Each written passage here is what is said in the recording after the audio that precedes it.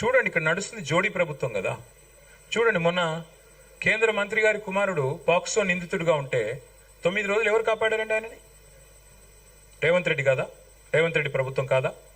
బ్రహ్మాండంగా ఒకరినొకరు కాపాడుకుంటున్నారు. నేను అడుగుతా ఉన్నా, ఈరోజు రెవెన్యూ మినిస్టర్ పొంగులేటి శ్రీనివాసరెడ్డి ఇంటి మీద ఈడీ రైడ్ అవుతుంది September 28, 2024. Now we're almost entering 2026 September దగ్గర పడ్డది. 2 ఏళ్ళు అవుతుంది. ఎందుకు యాక్షన్ తీసుకోరు? ఈడీ ఈ రోజు వరకు కనీసం ప్రెస్ నోట్ కూడా ఇవ్వలే బయటికి. ఆ ఇంట్లోకి నోట్ల కట్టలు కౌంట్ చేసే మెషిన్లు పోయినాయని చెప్పి టీవీలో బ్రేకింగ్ వార్తలు వేశారు మీరు. మరి ఏమైంది కేసు? ఎవరు కాపాడుతున్నారు ఈ రాష్ట్ర రెవెన్యూ మంత్రిని? బీజేపీ కాకపోతే.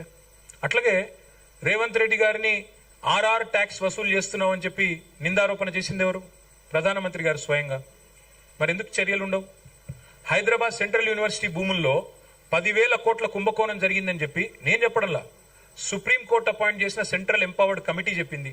దీని మీద వెంటనే కేంద్ర ప్రభుత్వం ఒక special serious fraud investigation agency SFIO లేదా CBI లేదా ED లేదా IT సంస్థతో దర్యాప్తు జరిపించాలని చెప్పి రికమెండేషన్ ఇచ్చింది. ఎక్కడ పోయింది ఆ రిపోర్ట్? ఎందుకు చర్యలు ఉండవు? ఎవరు నడుపుతున్నారు ఈ రాష్ట్రంలో ప్రభుత్వాన్ని? ముమ్మాటికి ఈ రాష్ట్రంలో రేవంత్ రెడ్డిని కాపాడుతున్నది, రేవంత్ రెడ్డిని రక్షిస్తున్నది. ఆయనకు అడుగడుగున సింగరేణిలో జరిగిన కుంభకోణాలు ఏంది బ్రదర్?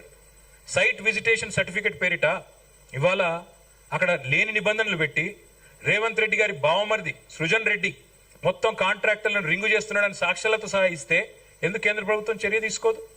ఇవాళ అమృత్ పథకంలో, కేంద్ర ప్రభుత్వ పథకంలో రేవంత్ రెడ్డి గారి బావమరిది కాంట్రాక్టులు వస్తాయి.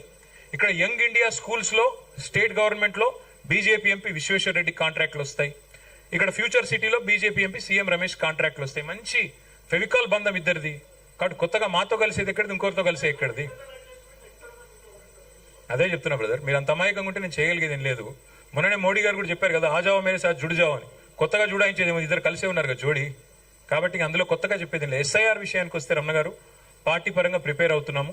మా కార్యకర్తలు ఇక్కడ నుంచి నేను ఇప్పుడు స్ట్రైట్ గా సికింద్రాబాద్కి పోతున్నాను. అక్కడ కూడా మా SIRకి సంబంధించిన మీటింగే ఉంది. మా ప్రతి కాన్స్టిట్యున్సీలో బూత్ లెవెల్ ఏజెంట్లు అపాయింట్ చేసుకున్నాము. దాదాపు 71,000 బూత్ లెవెల్ ఏజెంట్స్ అపాయింట్ చేసుకున్నాము. చేసుకొని వారందరికీ కూడా ట్రైనింగ్ ఇచ్చుకుంటున్నాము, హ్యాండ్ బుక్స్ ఇస్తున్నాము, సస్పెక్టెడ్ డూప్లికేట్ ఓటర్ లిస్ట్ కూడా వారికి ఇస్తున్నాము. ఇచ్చి జాగ్రత్తగా చూడండి, అర్హులైన ఏ ఒక్కరు ఓటు పోకూడదు, అనర్హుడికి ఎవరికి ఓటు రాకూడదు అనే నినాదంతో ముందుకు పోతున్నాము. డెఫినెట్ గా మా జాగ్రత్తలు మేము తీసుకుంటాం. సార్, మీరు ఇందాక చెప్పినట్టు ఈ తెలంగాణ సాధన కోసం రాల్చిన నెత్తురులో 1-2 చుక్కలు పాత్రికేయులు కూడా ఉన్నాయి. ఎందుకంటే అమరవీరులు కాకపోయినప్పటికీ తెలంగాణ పోరాటంలో ముందు భాగాన నిలిచి పోరాడింది వాళ్ళు, అంటే ఉద్యమకారులకు అండగా నిలిచింది కూడా ఖచ్చితంగా పాత్రికేయులే. అయితే ఈ సుదీర్ఘ కాలంలో పుష్కర కాలంలో అత్యంత నిర్లక్ష్యానికి గురైంది కూడా జర్నలిస్టులన్నీ. అది నేను అంటున్న మాట కాదు, మొత్తం యావత్ జర్నలిస్ట్ సమాజం అంటున్నటువంటి మాట. దీన్ని మీరు ఎప్పుడైనా సమీక్షించుకున్నారా? దాంతో పాటు ఇంకొక మీతో ఏకీభవించను. ఒక నిమిషం, ఫస్ట్ ఆఫ్ ఆల్ నేను మీతో అసలు ఏకీభవించను. 100 కోట్ల రూపాయలు బడ్జెట్ లో పెట్టిన ఒకే ఒక్క నాయకుడు జర్నలిస్ట్ సంక్షేమానికి కేసీఆర్. రెండవది, గుజరాత్ లో లేని అక్రెడిటేషన్ కార్డులు భారతదేశంలో ఎక్కడ లేని విధంగా అక్రెడిటేషన్ కార్డులు 18,000 ఇచ్చింది కేసీఆర్. కరోనా అప్పుడు ఈ దేశంలో ఏ జర్నలిస్ట్ కి ఏ ప్రభుత్వం సహకరించలేదు, కేవలం కేసీఆర్ గారి ప్రభుత్వం మాత్రమే. వాళ్ళ భారతదేశంలో ఎక్కడైనా ఒక జర్నలిస్ట్ చనిపోతే పెన్షన్ ఇచ్చే సౌకర్యం ఈ దేశంలో ఎక్కడా లేదు. ఒక్క కేసీఆర్ గారి ప్రభుత్వం పెట్టిన నిధుల వల్ల ఇక్కడ మాత్రమే ఉంది. మీకు ఎందుకు నిర్లక్ష్యం జరిగిందని ఎందుకు అనిపిస్తుందో నాకైతే అర్థం కావట్లేదు. హెల్త్ కార్డ్స్ కూడా ప్రభుత్వ ఉద్యోగులతో సమానంగా మీకు హెల్త్ కార్డులు ఇచ్చింది కేసీఆర్ ప్రభుత్వం. ఇప్పుడు ఇక్కడ కూర్చున్న వాళ్ళు కూడా చాలా మంది వాడుకునే ఉంటారు. నేనేమంటున్నా అంటే, దయచేసి బటగల్స్ మీద వేసేయకండి, జనరల్ స్వీపింగ్ రిమార్క్స్ చేయకండి. ఒకటి, ఏమన్నా ఒక ఇళ్ల స్థలాల విషయంలో మీకు అసంతృప్తి ఉంటే ఉండొచ్చు. నేనేమంటున్నాను, ఇప్పుడు న్యాయస్థానాల్లో వివాదం జరుగుతా ఉంది, కొనసాగుతా ఉంది. మేమేం చేయాలి? ఇప్పుడు మీరు రాయమంటే నేను ఇక్కడే ఉత్తరం రాసి ఇచ్చిపోతా, ఆయన ఎక్కడిస్తారో ఇవ్వమనండి. కానీ ఫ్యూచర్ సిటీ, ఫ్యూచరే లేని నాయకుడు ఫ్యూచర్ సిటీ కడతా అంటే మీరు దాన్ని నమ్మితే నిర్ణయం చేయమంటారు? ఆయనకే ఫ్యూచర్ లేదు, తుమ్మితో ఊడిపోయే ముక్క ఆయన పదవి. రేపు రాహుల్ గాంధీ కోపం వస్తే రేపు సాయంత్రం ఉద్యోగం పొద్దు ఆయనది. కాబట్టి ఆయన ఏదో నేను ఫ్యూచర్ సిటీ అంటే మీరు దానికి భ్రమపడితే, జర్నలిస్ట్ మిత్రులకు కూడా నా ప్రార్థన, జర్నలిస్టులకి ఇస్తాడంట స్థలాలు, పక్కనే జూ పార్క్ ఇస్తాడంటే ఆయన ఏమనాలి? నేను అర్థం చేసుకోండి మీరు కూడా, అంతకంటే ఎక్కువ చెప్పడం బాగోదు. కవిత గారు, కవిత బిలేటెడ్ హ్యాపీ బర్త్డే అమ్మా.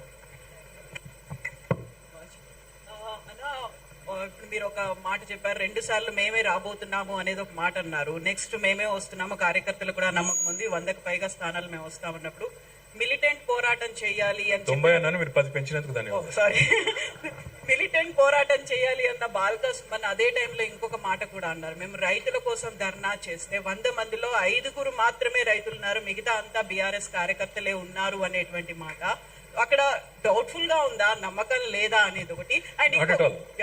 Not at all. I tell you one simple thing. ప్రజలు కూడా కొన్ని విషయాల్లో ఎంత క్లారిటీగా ఉంటారంటమ్మా. తెలుగులో సామెత ఉంది, నేను ఆ మాట ఇప్పుడు ఇక్కడ చెప్తే బాగుండదు, మళ్ళీ మీరు తర్వాత నన్ను ఇంకా వేరే రకంగా ఇది అనుకుంటారు. ప్రజలైనా ఎవరైనా ఇప్పుడు పళ్ళుండే చెట్టుకే రాళ్ళు పడతాయి.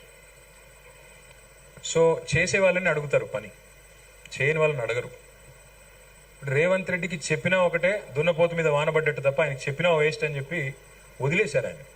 ఈయన చెయ్యడు, అన్ని అడ్డగోలు మాటలు చెప్పి అధికారంలోకి వచ్చాడు. ఈయన చెయ్యడు, ఈయనకి ఇంట్రెస్ట్ లేదు, ఇంటెంట్ లేదు, అన్నిటికీ మించి కమిట్మెంట్ అంతకంటే లేదు. తెలంగాణ సోయి లేదు, తెలంగాణ ప్రేమ లేదు. ఇది ఇవాళ తెలంగాణ ప్రజల్లో అందరికీ అర్థమైంది. ఆయన ఒక్కరిని మోసం చేయలేదు తల్లి. రైతులు 70 లక్షల మంది ఇవాళ బాధపడుతున్నారు. వడ్లు కొంటలేడు, మక్కలు కొంటలేడు, ఏది కొంటలేడు, ఆగమాగం అవుతున్నారు. కానీ రోడ్ ఎక్కితే ఎర్రటి ఎండ కూర్చోవాలి. రేవంత్ రెడ్డికి పోయేది ఏం లేదు, వడదెబ్బ అని తప్పించుకొని వెళ్ళిపోయాడు సగం స్పీచ్లు. కానీ రైతులు అట్లా కాదు కదా పాపం, అదే కుప్పలకాడ అట్లే కాపలా ఉంటున్నారు. వడదెబ్బ అయినా ఏ దెబ్బ అయినా అన్నీ ఉన్నారు. కానీ యుద్ధం చేయాల్సి వచ్చినప్పుడు తెలంగాణ చేస్తుందమ్మా. Telangana knows when to respond, Telangana knows when to revolt, Telangana knows when to teach a befitting lesson. So Suman ఏదో అన్నాడు, ఇంకో ఆయన ఎవరు అన్నారు, అదన్నీ పట్టించుకోకండి. 100% తెలంగాణకు ఆ చైతన్యం ఉంది, ఆ జ్ఞానం ఉంది. ఎప్పుడు స్పందించాలి, ఎలా స్పందించాలి, ఎలా బుద్ధి చెప్పాలి.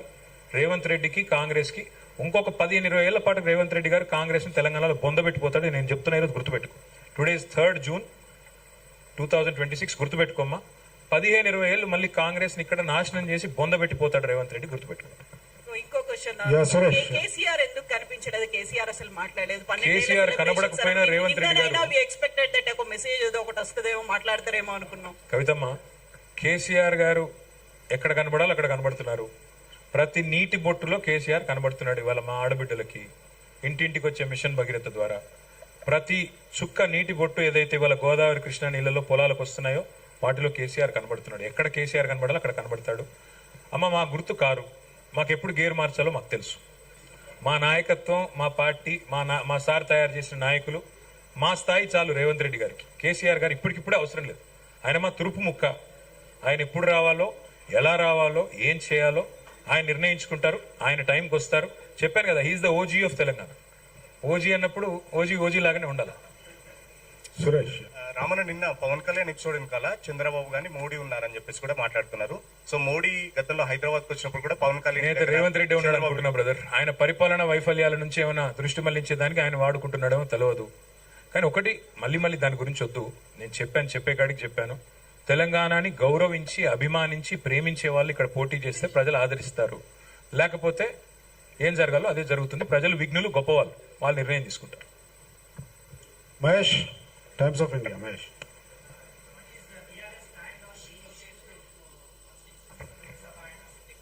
Sir, CM has proposed dual formula, some kind of formula. So what is your... Well, I've said this before, I'll say it again. Revanth Reddy is a hybrid CM of BJP and Congress. So he will only propose hybrid models. All I will tell you, Mahesh Bhai, is 24% is the current representation of South India in Parliament, in Lok Sabha. Our demand is very straightforward. Please keep it intact. And the reason why I'm talking of South India, not just Telangana alone, is because South practiced family planning much better than the rest of the country. You cannot penalize the South